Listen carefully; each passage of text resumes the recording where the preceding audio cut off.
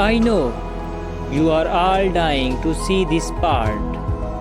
Now let's start it. As time went by, we slowly fell into poverty because my father was taking care of my uncle's family too. My uncle was mentally ill and could not work, so my father had to support them. I grew up slowly and we barely managed to survive, but my father worked really hard. One morning, I woke up early and found my mother reciting the Holy Quran. I sat beside her and noticed she was reciting quickly, which surprised me. I asked her, "Mom, you are reciting so fast. I could not recite that quickly." She smiled and said, "Son, I can't recite quickly because my eyesight is weak and I can't recite Arabic. I recite Holy Quran with Bismillah." I was shocked, wondering how my mother, who could not read, had taught me to read and write properly when I was a child. I asked her to explain, and she said, "When you were little, I did not want to tell you that I was uneducated and had weak eyesight. I thought if I told you, you could not read properly, so I used this technique to help you learn." Hearing her words, I felt emotional, happy, and proud of my mother's selflessness. Despite her own limitation, she prioritized my education and well-being, and I was deeply impressed by her love and dedication. I daily asked my father to teach me driving. Whenever my father went, he took me along. On the way, my father would tell me about the clutch, brakes, and everything else, and I slowly picked up the skills. We lived in a village. One day, in the evening, I washed my van and asked my father to teach me how to drive in an open area.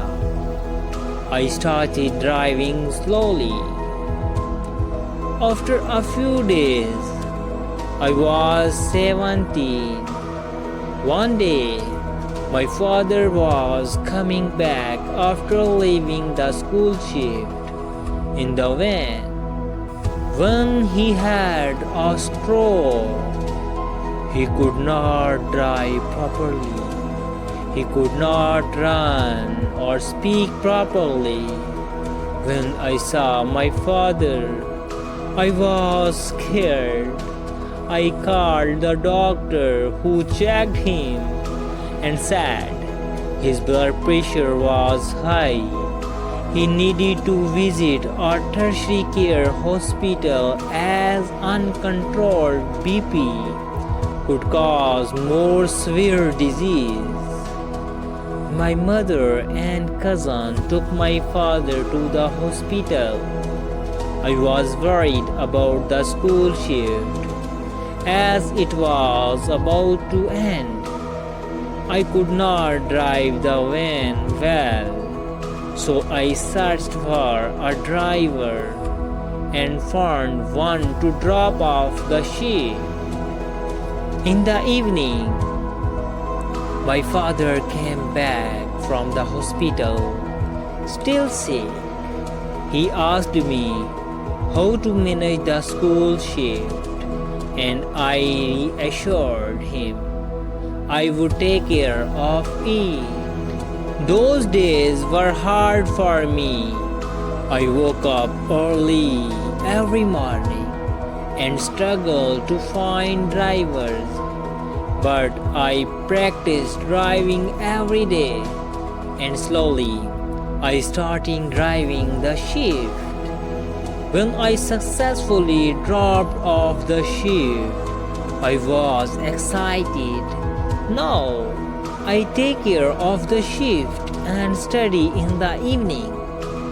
I am able to drive, take care of my home, and care for my father. My father is happy with my work. I drove the van every day, and everyone was happy with my driving and respectful nature. I gave everyone respect, and everyone gave me respect in return. I was proud that I could take care of my family. As the days went by, my father got better slowly. One day, my father went to the tertiary hospital for a monthly checkup and phoned me to pick him up at 11 p.m. in our little city. I thought using my bike would be better than driving the van. So I started my bike and went to pick him up. On the way, I received a call from my father, and I stopped under a tree to answer it. I told him I would reach the city in 2 minutes and then put my phone in my pocket and continued riding. Some boys stared at me, but I ignored them and picked up my father. The next day, while I was waiting for students in my van, some boys came and whispered to each other, saying they recognized me from the previous day. They asked me for my phone, and when I refused, they forced me and took it. My shift passengers witnessed the scene. I asked them why they were taking my phone, and they told me to meet them at the milk shop near the city after dropping off the kids. I thought it might be a misunderstanding and decided to go there after my shift was over. After my shift, I went home and had lunch. As I was about to leave, my father asked me, "Where are you going?" I said, "I am going to the city for a little work." My father then said, "What's the matter? The kids are saying some people came and took your mobile phone. Is that true? And why did not you tell me?" I explained. There was a little misunderstanding with them. "I am going to handle it, don't worry." My father insisted, "You are not going alone. I, along with some of your cousins, will go with you." My father called my cousin and asked him to meet us in the city. We all went there. When we arrived, they were all sitting there. As soon as they saw me, they yelled, "He is the one who messaged our cousin's sister." I started to smile because I have a habit of smiling when someone falsely accuses me. My smile made them even angrier. I was smiling because I was struggling to figure out how to explain. I told everyone, "You can check my phone. I did not message any girls." They countered, "Yesterday you were on your bike, stopped under the tree near the school." I said, "Yes, I parked my bike under the tree because my father was calling and I just stopped to pick up the call." They said, "You are lying. You are talking to our cousin's sister." They were not trusting me. They did not check my phone or even my elder cousins. They just kept saying, "He is the one." My relatives and father were all confused. They said, "If he had come alone, we would have killed him. We will not leave him." Then my father asked, "Please give us one day, I will investigate." They refused. "No, we will take him to the police station." Everyone was staring at me badly.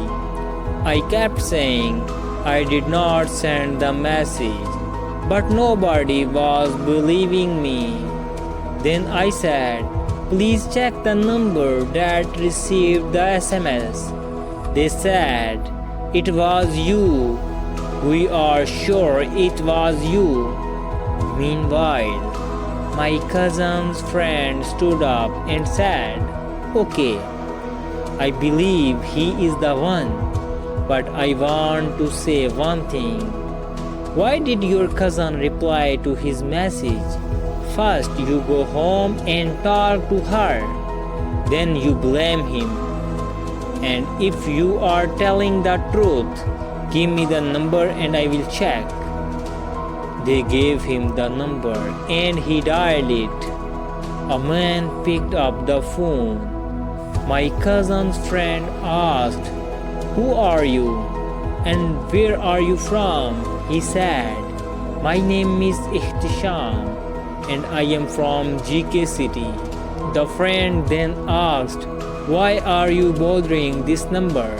He replied, "I don't know this number nor have I bothered anyone." Then he switched off the phone. I asked, "Have you checked? If I were the one, the call would have come to my phone." Despite this, they said, "You are responsible. You gave the SIM to a friend. He must be your friend." Finally, my cousin's friend proposed, "We will investigate this entire problem. If he is wrong, he will be punished. And if you are wrong, you will be punished." We all returned home. When we reached the house, everyone was still staring at me with suspicion. I was smiling, but after seeing the reaction of my blood relatives and everyone else, I grew sad. I was not sad because of the false accusation. I was sad because my own blood relatives did not believe me. I went to the washroom and cried a lot. Then I stood in front of my family and said, "If you all think I am wrong, I am ready to be punished. But before that, I will go to the police for a formal investigation." My cousin said, "If you are really telling the truth, let's go and write an application for an FIR." We went to the village writer who drafts applications well. When we reached there and told him the whole situation, He got angry and said, "I must write this application and go with you." He vouched for me, saying, "I know him very well. He is not that type of boy. I have been watching him since childhood. He has been falsely accused. I will testify in favor of this boy in front of everyone. He is a very good boy." When he said this, I was crying in my heart, but on my face I was smiling. He was not a blood relative or closer to us, yet he trusted me. I was very impressed. He took us to our relative, who was a secretary.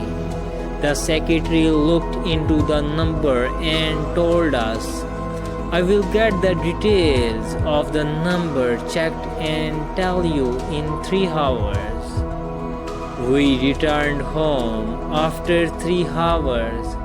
He came to our house and told everyone that I was innocent. "I have checked all the details about the number," he said. "The man who called the girl is from GK, and he is the girl's boyfriend. He also told me that the girl's brother and cousin decided that they would lure the one who sent the messages near the school and beat him up. He said that when they arrived near the school, he was hiding, wanting to check the boy's potential. When I was hidden near the school, they called me, asking where I was. Meanwhile, a man stopped near the school under the tree and was calling someone. I told the girl's brother, "I am on the bike under the tree. Do what you have to do." So I mistakenly put them onto that boy. "I apologize to you and that boy. I was wrong," he confessed. When the secretary explained this in front of everyone, they all became excited and said, "I knew he was not the culprit." The next day, the girl's brother and relatives came to our house to apologize. They had learned the truth and apologized to us, and I forgave them, because we did not want to make the girl's situation more public. She was wrong, but we respect girls. After this incident, I felt a sense of pride, but the reaction of my blood relatives was what I truly regretted that day. Because of that, I decided I would choose a job that would be more respectable.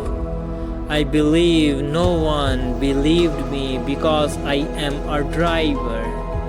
I will choose a more respectful trade. After this incident, I learned a beautiful lesson. Whenever I see the writer who believed me, I show him great respect. He is the one man who believed me when no one else did. I hope you enjoyed this story. If you liked it, please let me know in the comments below. If you would like to see more about my life, consider subscribing to my channel for further updates. Thank you for watching, and I will see you in the next video.